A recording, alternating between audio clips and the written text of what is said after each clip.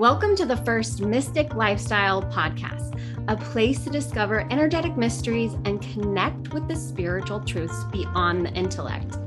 And this is episode 1. Today we have a very special guest, my husband and business partner. Today we're going to talk about what we've learned from 20 years of marriage. So Jeremiah, it's so good to have you on the show. Thank you for being here. Well, thank you for allowing me to be here.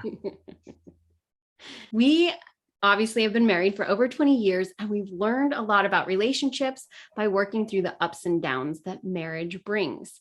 And the first topic that I want to dig into, something that I really learned from, is that you can't control each other. How do you feel about that, Jeremiah? That is so true. If you try to control each other, that you're setting yourself up for failure. That makes sense, because I feel like when we first got married, we were always told, oh, the two become one, which is an awesome theory. But I think I took it a little too literal, where I felt like we needed to have the same beliefs. We needed to do things in similar ways. We had to have similar thought processes. And I know that we had a lot of the same beliefs, but we acted them out differently. And that brought a lot of disagreements when we were first married, because I thought we should do it the same. And so I know I was a little judgmental in the beginning. Yes, you were. but you have to have a balance, and you have to be okay allowing the other person to do their own thing once in a while. And so giving each other space also helps when you are together. Yeah, I agree. I think something that really helped me was learning the 4 agreements. And that really helped me see that I had to let go of how you did things and really just focus on how I did things and who I wanted to be.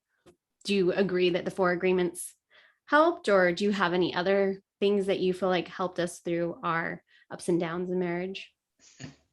Well, definitely there's a lot of literature out there, and the 4 agreements was a really good book, and even the 5th agreement is pretty amazing.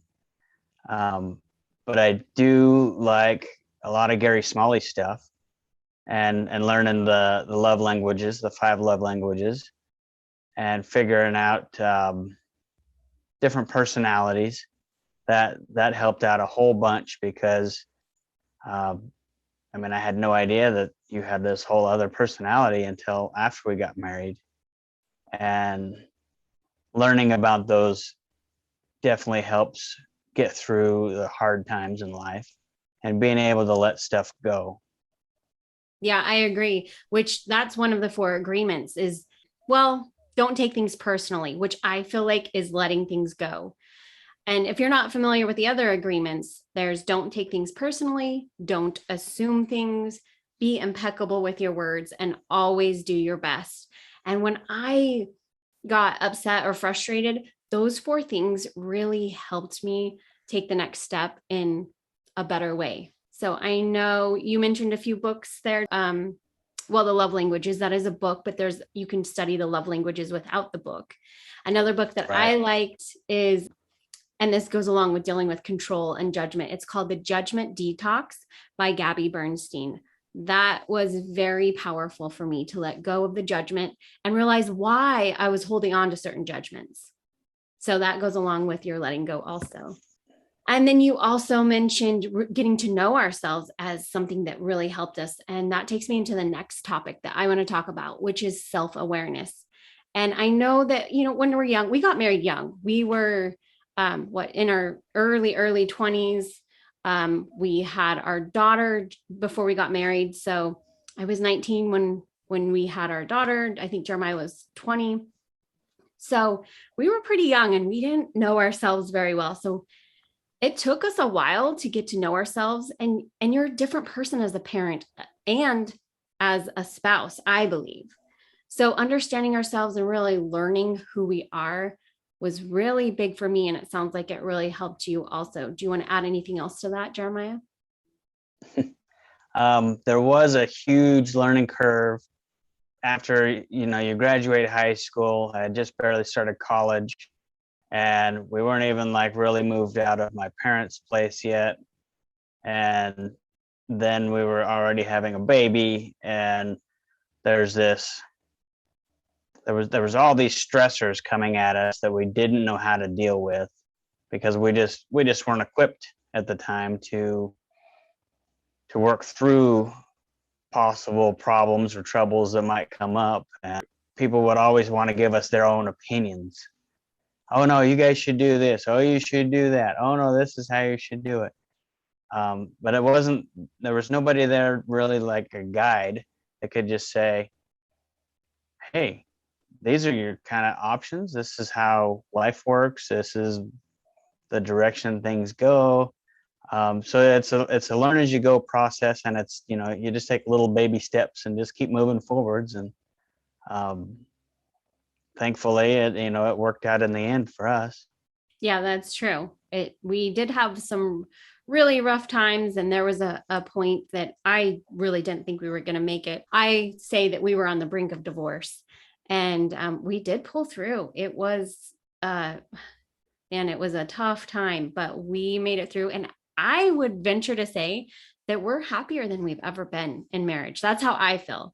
But I think it's because of all the experience that we've had, what we've learned about each other and about ourselves through that self-awareness, and all the inner work that we've done. We've done a lot of inner work and learned energy healing and learned about our gifting and all of those things. So I think it really turned our marriage into something enjoyable, when even from the very beginning it was a little bit rough. I mean, having a baby before getting married was a bit of a challenge, and we had a lot of things that came with that.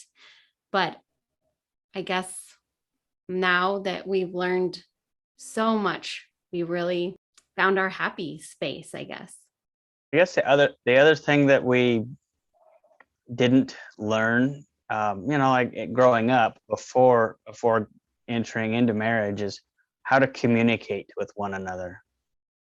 That would have been that's the biggest takeaway that I would try to pass down to the next generation, or anybody that's willing to listen, is learn how to communicate with your spouse. And that's where the love languages come in, is that you figure out how they talk and how you talk, and then you kind of merge them together to kind of get on a level playing field.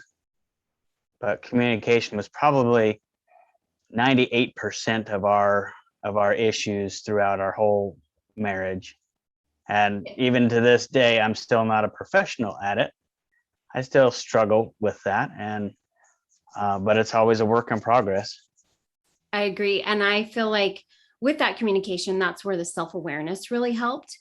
And let's just define self-awareness really quick. Self-awareness is the ability to objectively view yourself, your actions, your thoughts or emotions, and assess whether they align with your core self. And I think that was some of the problem, is that I didn't know my core self at that young age, and becoming a mother and getting married and all the things that we were doing. We were in college and so busy. So learning my core self, and then being able to objectively view myself and emotions as to whether I'm living at that level, that soul level, that alignment with who I am within myself. So if you're highly self-aware, you can objectively evaluate yourself, manage your emotions, align your behavior with your values, and understand correctly how others perceive you. So there might be some times that I thought that I was doing something that was really nice for you, and you took it as, oh, that was like not nice. And for you to be able to come to me and communicate that with me, and then be able to stop and look at myself objectively and look at the situation, and look back at how, maybe that wasn't very nice, and I thought I was doing something nice, but it came across as something totally different. I know that really helped me and got me to see things from a different perspective, instead of just being mad at you for whatever reason. I know we had a lot of silly fights. So the self-awareness and communication, I think, definitely helped. Right. And I would add perception. So you said perspective in there, but perception is it's in a category all by itself, because you can show somebody, or you could basically show anybody a video and you could get three different opinions on it all in the same video, and they all watch the same thing. And so it's the perception of just how us guys interpret things is going to be different than how women interpret their things. And trying to get the two to talk together and communicate and come out with the same story is almost impossible. So That's true. perception is The old he said, she heard, or right. she said, he heard type of a thing. And if you've never looked up those funnies or whatever they're called, they're pretty funny. Like she asks, do I look good in this outfit? And he says, you look okay. She heard, no, you look fat. So perception, perspective, those are both good things. Just to finish up on self-awareness, I want to share how I developed some of my self-awareness. And that was through meditation, asking some really deep inner questions, and then keeping a journal. So self-awareness really helped us with communication, as we mentioned. And I know for our marriage, when we are enjoying each other's company, that our communication gets better when we're happy and we're doing the inner work. Right. Like the saying goes, if mama ain't happy, nobody's happy. But if mama's happy, everybody's happy. Yeah. And there's the flip side of that too. I know that some of the men in the house, if the daddy isn't happy, ain't nobody happy also. So having happy parents or happy spouses is definitely important, which takes me right into the next point that I want to share is that we really learned how to have fun. And we had a lot of fun with our family, with each other, and dates and that sort of a thing. And I think that that's been a big building point on our marriage. And I know even some of our friends have said, oh, the Dobkins, they'll show you how to have fun. Because we made sure that we didn't let things get in the way of our fun, is what I like to think. We didn't let the dishes hold us back, or, whatever else in life, everyday life that is always there. We didn't let that stop us from having fun. We would leave the house a mess and go have fun. So do you have anything to add to that topic? Well, I would much rather have fun than do dishes. That's a given. But I mean, I understand that there's a balance. So if you do go have fun, there has to be a balance with the work at the house that has to be done. And I really did enjoy doing dance parties for the kids, and just finding things to do to go get out and have a date night. There was some periods where we didn't have date nights regularly. It was kind of more sporadic. But we did always find time to go out. A lot of times, I mean, it was more my fault. A lot of times, I would take the kids with us everywhere we went, and I noticed that after a few years of that, or several years, my wife wanted more of us time without the kids with us all the time, and I'm like, oh, but we're going out. We should take the kids. And so that was something that, I learned that I was lacking, just taking only Amber out and having that one-on-one time. So I would do a little bit more of that, but now we're becoming empty nesters almost, and we will get back to the one-on-one dates. Yeah. And I feel like we have always been very creative with our dates. We didn't just go to dinner. I know one of the things we love to do is go paddle boarding. We took dance lessons. We've done a lot of different things that kept the fun, because I think sometimes just going to dinner can be boring. And there were times that we would go on dates and end up arguing about family. So getting out and actually being active, I think, is helpful, or it was for us.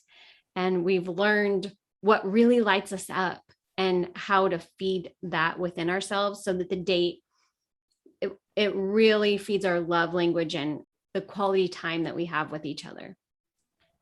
So I just feel like if you're not having fun in your marriage, there's probably trouble there. And we have been known as the couple that really tries to keep fun in our marriage, even when we were struggling, when we were not doing so well. We still had fun. And if we couldn't have fun together, we did it as a family. So I think that that was something that was really important and good that we did in our marriage. So I will finish up this point with a quote, and this is by Friedrich Nietzsche. I'm not sure if I'm pronouncing that correctly, but the quote is, "It is not a lack of love, but a lack of friendship that makes unhappy marriages." And that makes a lot of sense to me. How does Yeah, that? that definitely does make a lot of sense because um, they say you want to marry your best friend.